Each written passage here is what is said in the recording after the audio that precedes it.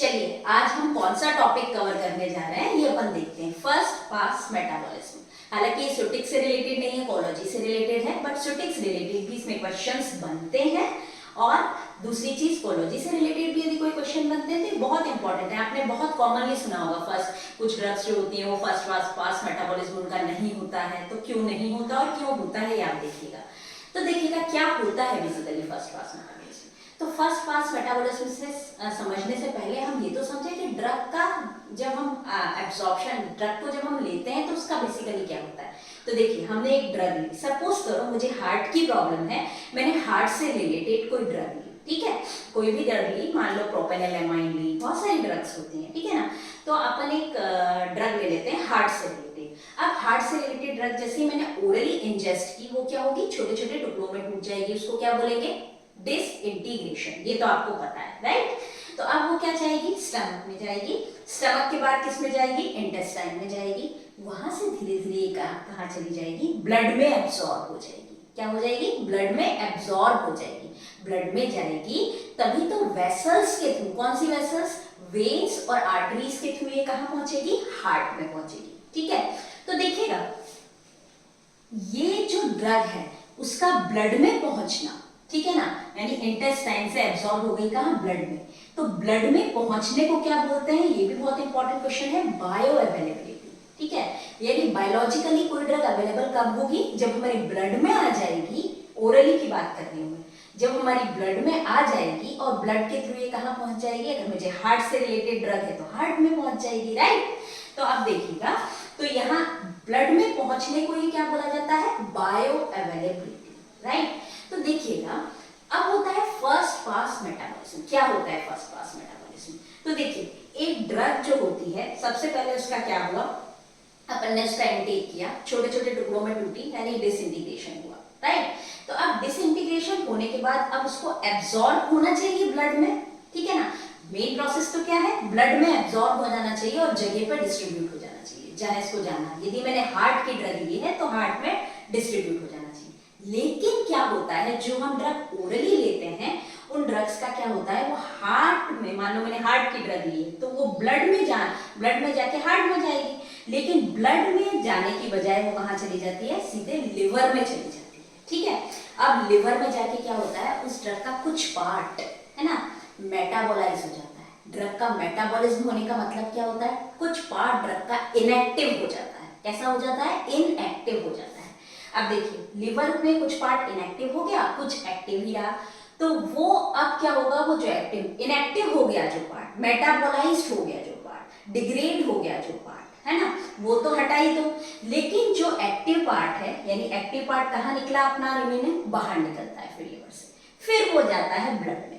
यहाँ तो एक तो डायरेक्ट ब्लड में जाए और एक ये लिवर से अगर डायरेक्ट ब्लड में जाता तो क्या होगा, ब्लड में ड्रग की कंसंट्रेशन बहुत ज्यादा होती ना, ड्रग की पूरी कंसंट्रेशन हमको मिलती, क्योंकि कोई भी ड्रग इनएक्टिव नहीं हुई है।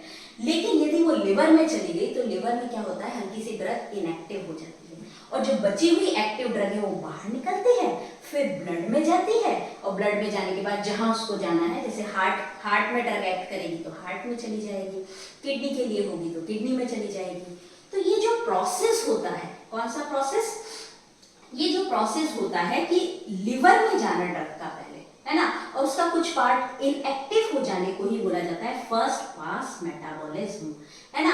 यानी मेटाबोलाइज तो कब होगी ड्रग, है ना, उसका जब एक प्रोसेस होगा कि मान लीजिए कि ADME अपन ने पढ़ा, ड्रग का एडमिनिस्ट्रेशन होता है, डिस्ट्रीब्यूशन होता है, ठीक है।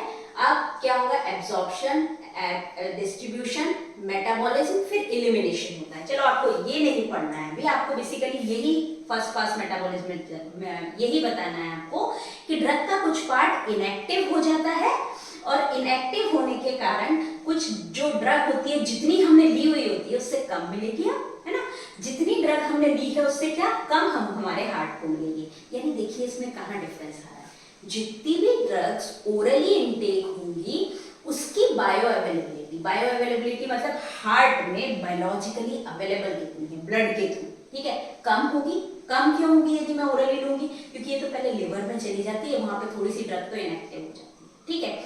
और वही यदि क्वेश्चंस बताऊंगी अभी इसमें क्या बैठेंगे, वही यदि इस ब्लड को इंट्रावेनसली लगा दिया जाए इंट्रावेनसली मतलब वेन्स, यानी डायरेक्ट मैंने ब्लड में डाल दिया, ठीक है, कोई इंटेस्टाइन को पास नहीं किया, उसने डायरेक्ट ब्लड में डाल दिया। अब जब इंटेस्टाइन को पास नहीं किया तो वो लिवर में जाके इनएक्टिव भी नहीं होगी, वो तो डायरेक्ट किस में पहुंच गई, ब्लड में पहुंच गई, राइट। तो ब्लड में पहुंच गई तो उसकी बायो अवेलेबिलिटी क्या हो गई, 100%। तो याद रखिएगा ये क्वेश्चन है, इंट्रावेनस जो होती है उसकी बायो अवेलेबिलिटी क्या कितनी होती है, 100% होती है, जबकि ओरली ड्रग जितनी भी ली जाती है यानी ओरली इनटेक की जाती है, यानी जो जीआई ट्रैक्ट में जाती है उनकी बायो अवेलेबिलिटी लेस देन 100% होती है। तो क्यों होती है ये भी आपको याद होना चाहिए, क्योंकि ओरली जितनी भी ड्रग इनटेक की जाती है उसका फर्स्ट पास मेटाबॉलिज्म हो जाता है। फर्स्ट पास मेटाबॉलिज्म मतलब वो ड्रग पहले ही इनएक्टिव हो जाती है लिवर में जाके थोड़ी सी, फिर बची हुई एक्टिव ड्रग जो होती है वो हमारे पार्ट में डिस्ट्रीब्यूटेड होती है जिस ऑर्गन के लिए हमको वो ड्रग चाहिए, राइट। तो अब देखिएगा इसको प्री सिस्टेमिक मेटाबॉलिज्म किया जाता है। प्री सिस्टेमिक मतलब, सिस्टेमिक से मतलब आप समझते हैं क्या होता है, सिस्टेमिक मतलब सिस्टम में पहुंचना, है ना। सिस्टम में पहुंचना मतलब ब्लड में पहुंचेगी तभी ड्रग किसी और ऑर्गन को अवेलेबल होगी, ठीक है, जो ओरली ड्रग की बात कर रही हूं मैं अभी, ठीक है। तो अब प्री सिस्टेमिक मेटाबॉलिज्म यानी ब्लड में पहुंचने से पहले ही, प्री सिस्टेमिक का मतलब होता है ब्लड में पहुंचना, ये याद रखिएगा। प्री सिस्टेमिक यानी सिस्टम में पहुंचने से पहले ये कहां इसका मेटाबॉलिज्म हो गया, यानी कि ये इनएक्टिव हो गई।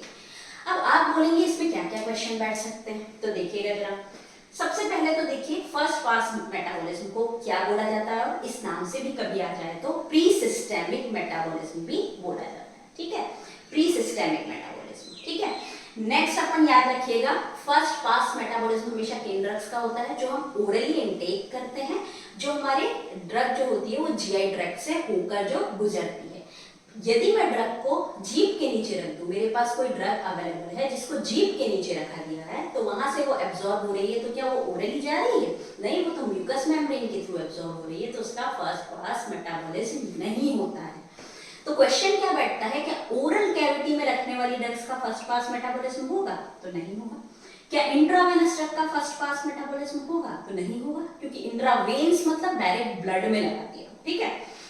तो आपको समझ में आ गया कि फर्स्ट पास मेटाबॉलिज्म का मतलब क्या होता है, कि हमारी कुछ ड्रग जो होती है वो लिवर में जाके इनएक्टिवेट हो जाती है, और रिमेनिव एक्टिव ड्रग जो होती है वो ब्लड के थ्रू जिस ऑर्गन के लिए हमने ड्रग दी है वहां पहुंचती है।